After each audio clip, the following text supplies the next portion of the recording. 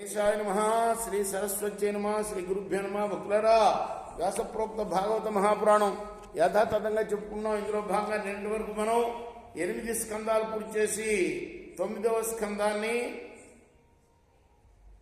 అన్ని భాగాలుగా చెప్పుకున్నాం. గుర్తుందా?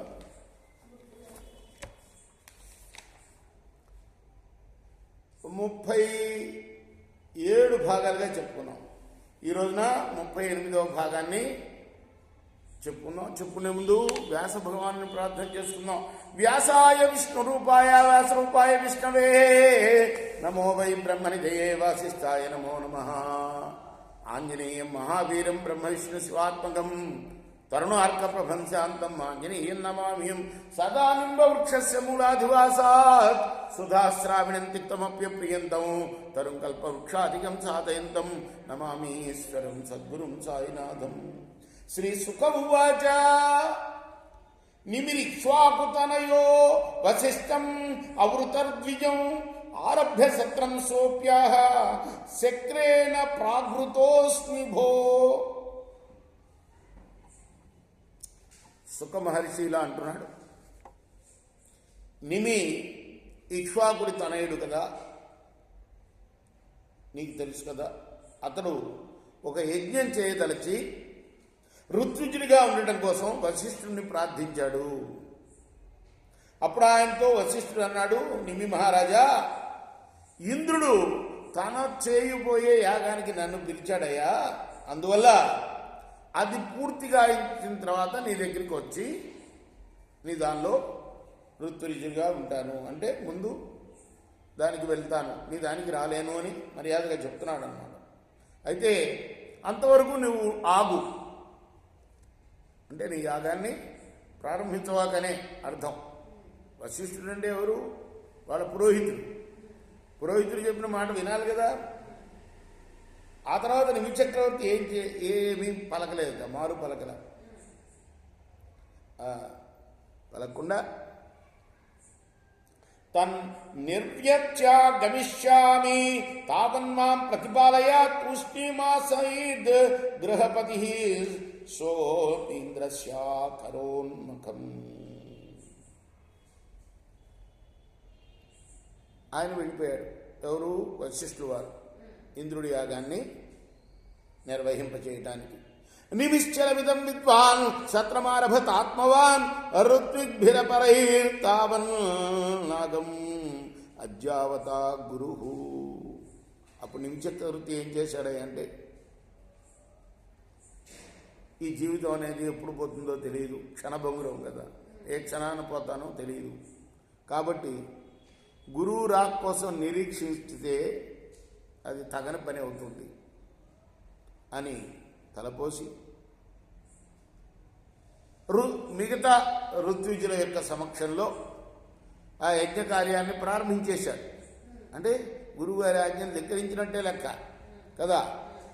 శిష్య వ్యతిక్రమం వీక్ష నిర్వత్య గురురాగత అసపత్ పతతాద్దేహో నిమే పండితమానినః. ఇంతలో వశిష్ఠుడు అక్కడ ఇంద్రయాగాన్ని పూర్తి చేసి తిరిగి వచ్చాడు. ఇది గమనించాడు.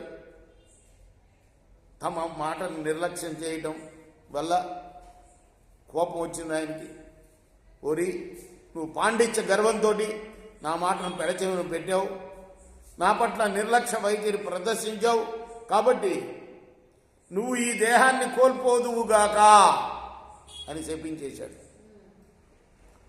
నిమిః ప్రతిదదౌ శాపం గురువే ధర్మవర్తనే తవాపి పతతద్దేహో లోభాత్ ధర్మం అజానతః. చాలా బాధపడ్డాడు నిమి. మహాముని, నువ్వు ధర్మాన్ని విస్మరించావు, కాబట్టి నువ్వు కూడా నీ దేహాన్ని కోల్పోదువుగాక అని గురువుగారినే చెప్పించేశాడు. ఇచ్చుత్సర్జస్వం దేహం నిమిరధ్యాత్మకోవిదః మిత్రావరణయోర్జన్యే పూర్వశ్యాం ప్రపితామహ. అప్పుడు ఆత్మవిద్యాకుశలుడైన నిమి చక్రవర్తి తన దేహాన్ని వదిలేశాడు. వశిష్ఠుడు కూడా తన దేహాన్ని వీడి మిత్రావరణల వల్ల ఊర్వశి ఎందు జన్మించాడు. ఇచ్చుచు గంధవస్తు తద్దేహ నిధాయ ముని సత్తమ సమాప్తే సత్రయాగేధ దేవాసూచు సమాగతాన్. అయితే మునీశ్వరులు ఏం చేశారు? ఎవరు? ఋత్విజులు యాగం నిర్వహిస్తున్నారు కదా, మధ్యలో జరిగింది ఈ విషయం.